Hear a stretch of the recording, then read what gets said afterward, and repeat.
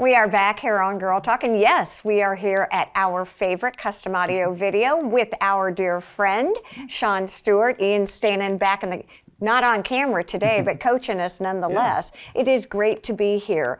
When I walked in today, it was really exciting. You guys are doing a lot of major updating. Yeah. And we thought it might be fun to share a little bit about what you're doing, why you're doing it, and why it's important.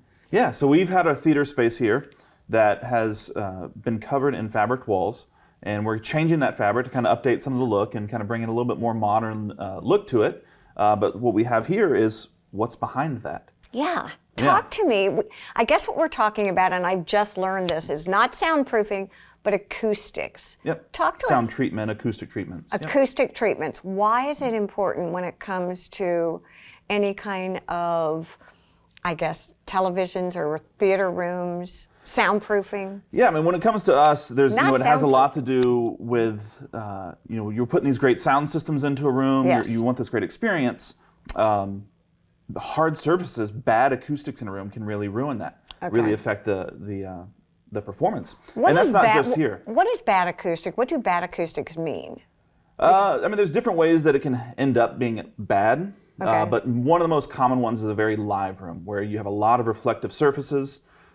When you clap, if you think like a loud clap, you're going to hear that echoing from your hardwood floors, your drywall, your hard ceilings, hard surfaces. That sound wave just kind of echoes throughout the room. And we were talking about that. We were talking about experiences that we've both had with restaurants where you go in and you just can't hear. And why? Yeah, well, that's really what it is all that noise is going on, and it's just kind of bouncing around the room. Mm-hmm. It's not getting absorbed. It's not dissipating, and it's just overwhelming. And we've all experienced it, whether we're conscious of it or not. Right. That uncomfortable, like this is too loud, or there's just too much going on in this room. And it doesn't necessarily have to do with a lot of different things, right? You can go to a sports bar and there's talking, games, and noise, and all this kind of stuff. Televisions, all this kind of stuff. It's like too much input, sensory overload. It can also just be a very basic place where it's just conversation happening.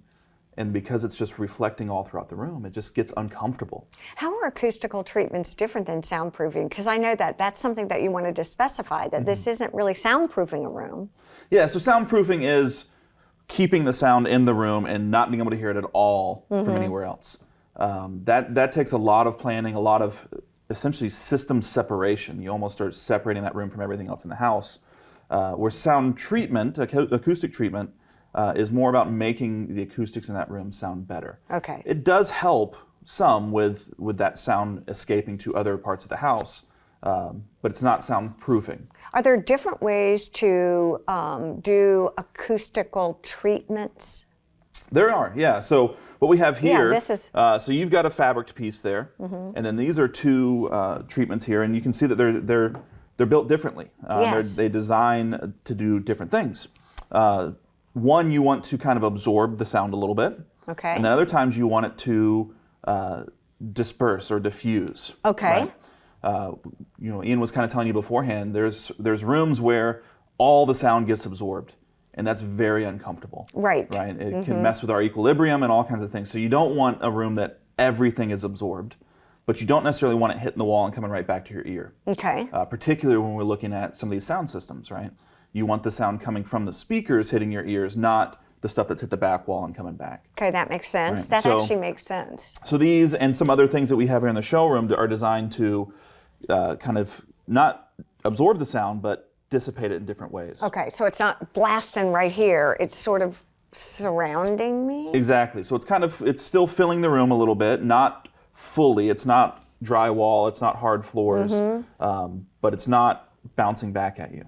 And that's why room shape also comes into it, right? We have some clients who particularly want to, they have a kind of a curved room that they want to put a theater in, but they know that curved room behind them is going to amplify that sound.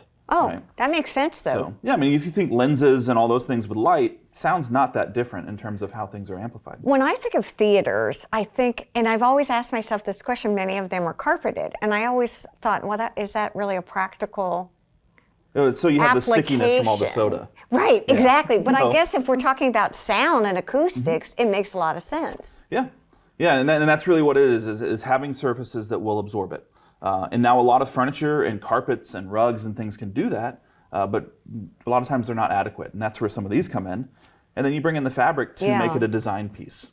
So talk to me, so custom audio video, you would come in, assess my room, whether it's new construction or doing a renovation, and help me place, design, and produce the acoustical panels? Yeah. So we do these for clients. We have some here. We have several here in our showroom that are different options and solutions. Some are kind of custom print. Okay. We can take a photo you have and get it printed on the fabric.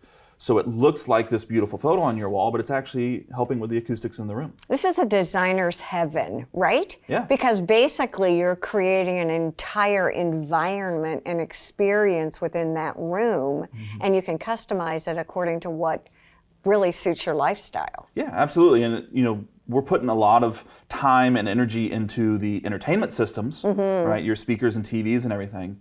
The last thing we want to do is not make it look good. Not have a great experience because it sounds bad in here. You can put incredible speakers in a room with bad acoustics and it really affects it all. I had no idea that acoustics, I always knew they were important, but I really don't think I ever thought about it in terms of the total experience a person has when they're either watching a movie or listening to sound. It's really interesting. Yeah. Thank you for joining us. Ian, thank you over there for helping out, and thank you all for joining us here. Please have a safe and healthy week. Bye-bye.